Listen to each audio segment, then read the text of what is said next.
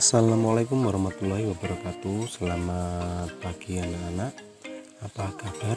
Bagaimana kabar kalian hari ini? Pada pertemuan kali ini kita akan membahas tentang jenis dan karakteristik kerajinan bahan keras. Sebelum kita masuk ke materi, sebaiknya kita berdoa terlebih dahulu. Berdoa, mulai. Selesai. Oke. Pada pertemuan selanjutnya kita telah membahas kerajinan dari bahan keras. Nah, kerajinan bahan keras ada dua, yaitu yang pertama ada kerajinan bahan keras alam dan kerajinan bahan keras buatan. Nah, di sini anak-anak ada yang masih ingat? Ya, benar. Kerajinan bahan keras alam adalah kerajinan yang bahan baku pembuatannya masih berasal dari alam atau mengalami pengolahan tanpa mengakibatkan perubahan wujud dari benda tersebut. Bahan keras alam adalah bahan keras yang berasal dari sumber daya alam. Di sini ada dari hutan, bumi, dan laut yang bersifat keras. Bahan keras alami mudah didapat dan relatif murah, karena beberapa bahan bisa kita ambil langsung dari alam sekitar. Contohnya ada kayu, biji-bijian, bambu, batu, kerang, tulang, rotan, pasir, dan lain sebagainya. Kemudian yang kedua adalah bahan keras buatan. Bahan keras buatan adalah suatu yang diolah oleh manusia dan dicampurkan dengan beberapa campuran ya. Di sini contohnya ada kaca, kaleng, logam, semen, kawat, timah, dan lain sebagainya. Kemudian kita akan membahas karakteristik bahan keras. Nah, di sini ada 3 contoh yang akan kita bahas. Ada kayu, bambu, dan rotan. Yang pertama adalah kayu. Kayu ini memiliki karakteristik adalah kayu terdiri dari berbagai macam jenis, diantaranya mahoni, pinus, jati, nangka, kelapa, albasia, meranti, dan lain sebagainya. Kemudian kayu memiliki ciri yang berbeda, tetapi selain keras rata-rata memiliki serat atau urat kayu yang indah. Kemudian tahan lama dan dapat dibentuk dengan ukir. Ada yang memiliki bahan ringan seperti lama dan albasia, ada pula yang berserat seperti kayu jati. Sebagian dapat memuai karena perubahan suhu, tidak demikian untuk kayu jati. Kalau di lingkungan kita, biasanya kerajinan yang diolah atau digunakan terbuat dari kayu jati, bisa dari bambu gitu ya. Kerajinan dari kayu jati misalkan dinding rumah itu kan bisa dibuat macam-macam. Terus kemudian yang kedua adalah kerajinan dari bambu. Kerajinan dari bambu memiliki beberapa sifat, yaitu batangnya kuat namun akan terjadi pelapukan jika terkena air terus menerus. Kemudian memiliki rongga dari ukuran 1 cm hingga 20 cm sehingga dapat dibuat sebagai wadah dalam kerajinan. Kemudian memiliki ruas batang. Ruas inilah yang unik, terkadang dalam pembuatan kerajinan sangat ditonjolkan. Kemudian tekstur batangnya halus meskipun tidak diamplas, dapat dipotong, terbentuk sayatan ataupun bentuk utuh.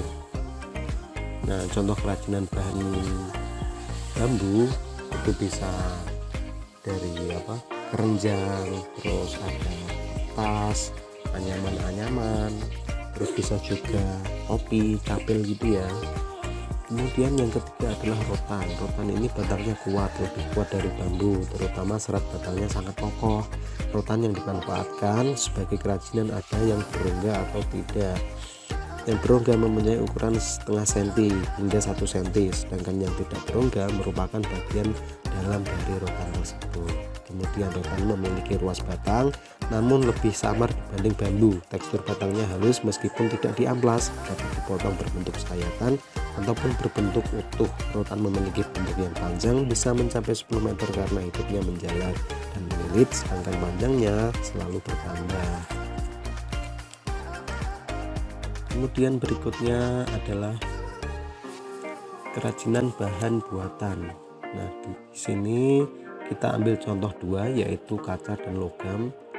Kaca ini memiliki sifat wujudnya transparan dan bening. Ketebalannya bervariasi antara 1 mm sampai 2 cm tergantung pada kebutuhan. Permukaan licin dan mengkilap.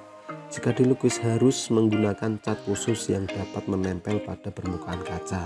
Kaca dapat diliput dan dibentuk dalam kondisi panas. Kemudian yang kedua adalah logam. Logam terdiri dari berbagai warna. Ada yang perak, emas, ada yang kemerahan atau kecoklatan, dan juga berwarna perak keabu-abuan. Kemudian bentuknya ada yang tebal dan berat, ada pula yang pipih dan tipis lagi ringan. Kemudian logam mudah terkorosi oleh udara, maka kadang dilapisi dengan krom atau lapisan emas murni.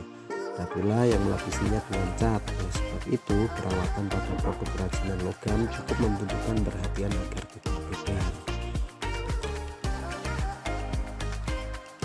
Kemudian adalah proses produksi kerajinan bahan keras. Proses produksi ini yang pertama adalah tahap pembuatan. Nah, tahap pembuatan ini terbagi menjadi 4 langkah. Yang pertama adalah rancangan, persiapan alat dan bahan, pembuatan produk, dan penyelesaian. Proses perancangan. Proses perancangan adalah hal awal yang kita lakukan setelah mendapat ide untuk membuat suatu kerajinan dari bahan keras. Rancangan yang bagus biasanya akan menghasilkan produk yang bagus. Rancangan biasanya dibuat di suatu kertas lalu menggambarnya. Kemudian setelah membuat rancangan, kita harus menyiapkan alat dan bahan. Alat dan bahan diutamakan memiliki kualitas yang bagus sehingga akan mendapatkan hasil yang baik. Kemudian setelah rancangan siap, persiapan alat dan bahan juga siap, kita masuk ke pembuatan produk. Nah, proses pembuatan produk ini kita buat sesuai dengan rancangan yang sudah kita tentukan tadi agar prosesnya lebih cepat dan sesuai dengan keinginan. Kemudian yang terakhir adalah tahap penyelesaian. Setelah kita membuat suatu kerajinan, salah satunya adalah dengan merapikan atau memberi hiasan atau beberapa tambahan lain sehingga meningkatkan kualitas dari kerajinan tersebut. Kemudian di sini kita masuk ke teknik pembuatan kerajinan bahan keras. Nah, di sini ada beberapa teknik. Yang pertama ada teknik patri. Teknik patri adalah suatu metode pengembangan bahan logam di bawah logam pengaruh panas dengan pertolongan campuran logam. Kemudian yang kedua teknik ukir adalah teknik cukilan berupa ukiran ornamen atau ragam hias hasil rangkaian yang indah bergulung relung, saling jalin menjalin, berulang dan sambung menyambung sehingga mewujudkan suatu hiasan. Kemudian yang ketiga adalah teknik cor. Teknik cor adalah suatu proses manufaktur yang menggunakan logam cair dan sekatan untuk menghasilkan bentuk yang mendekati bentuk geometris akhir produk. Kemudian yang keempat ada teknik etsa. Teknik etsa adalah proses merendam benda-benda dari logam dalam larutan etsa atau larutan asam. Kemudian yang kelima adalah teknik grafir. Adalah kegiatan menata pada permukaan suatu benda keras dan rata berdasarkan rancangan tertentu. Kemudian ada teknik las, adalah teknik penyambung logam dengan cara mencairkan logam sebagai logam induk atau tanpa tekanan dan dengan atau tanpa logam penambah dan menghasilkan sambungan yang kontinu. Kemudian yang selanjutnya adalah teknik raut. Teknik raut adalah teknik yang membentuk suatu bidang atau bentuk. Dan yang terakhir adalah teknik anyam. Teknik anyam adalah teknik pembuatan kerajinan dengan cara menyilang-nyilangkan atau menumpang tindihkan bahan sehingga menjadi suatu karya anyaman. Bahan keras yang dapat menggunakan teknik anyam diantaranya adalah bambu, rotan, dan kayu. Oke, selanjutnya kita masuk ke pembuatan kerajinan bahan keras. Nah, yang pertama adalah kerajinan dari bahan bambu.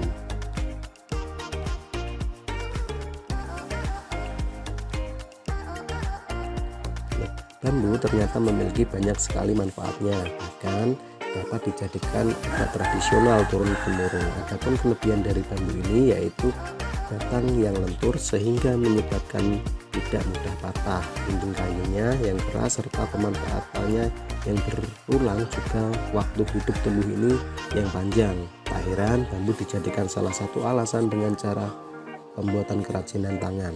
Di samping mempunyai bahan yang mudah dicari juga, kerajinan tangan dari bambu ini mempunyai nilai lebih karena lebih terlihat unik dan menarik meskipun pengerjaannya lumayan rumit.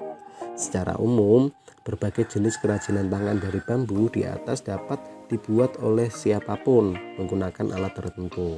Ada yang bisa dibuat dengan menggunakan alat biasa seperti gergaji, martil, dan sebagainya. Namun untuk kemudahan pengolahan bambu, kalian dapat menggunakan berbagai mesin pengolahan bambu, antara lain mesin pemotong bambu, mesin pembelah bambu, dan mesin irat bambu.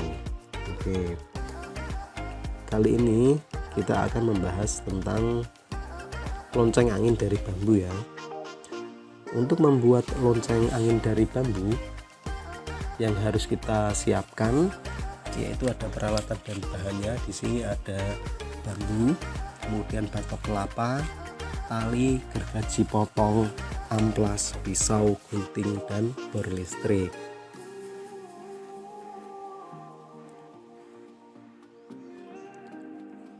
Kemudian di sini ada video tentang cara pembuatan lonceng angin dari bambu. Anak-anak bisa simak video ini sebentar. Nah, ini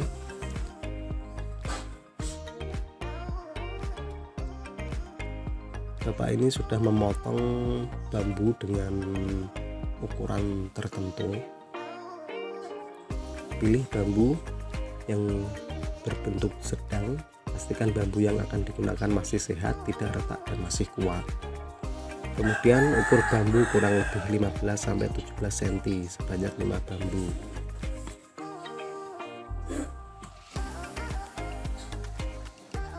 Ukur bambu lagi sepanjang 7 cm sebanyak 5 buah yang nantinya akan dimasukkan ke dalam tiap bambu berbentuk stik kecil yang akan berfungsi sebagai jangkar individual masing-masing tiap bambu.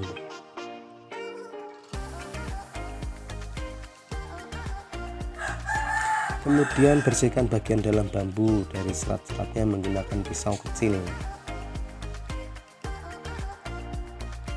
Untuk bagian bawah bambu dengan melengkung dengan jarak 8 cm dari atas bambu.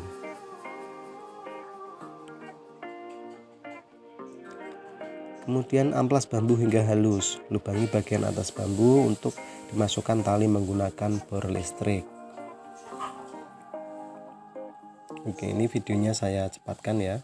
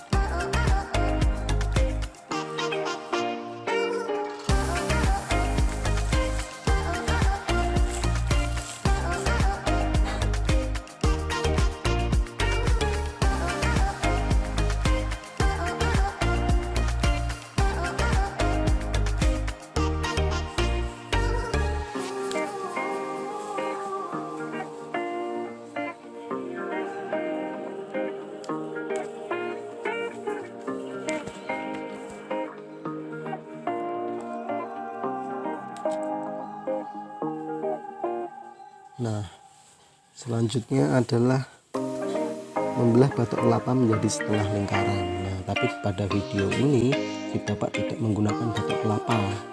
Nah, bapak ini menggunakan tutup panci. Ini inovasi terbaru dari si bapak ya. Tapi kalian nanti jika membuat harus menggunakan batok kelapa. Kemudian amplas batok kelapa hingga halus. Lubangi pinggir batok kelapa sesuai dengan jumlah bambu untuk lubang tali. Kemudian ikat masing-masing bambu dengan tali dan sambungkan ke batok kelapa. Jika sudah, masukkan tali tadi ke lubang batok kelapa dan tarik ke atas. Buat simbol tali untuk menyatukan lonceng air dan mengunci talian. Nah, yang terakhir adalah proses finishing, yaitu menggunakan tebur untuk mendapatkan hasil yang estetis dan maksimal.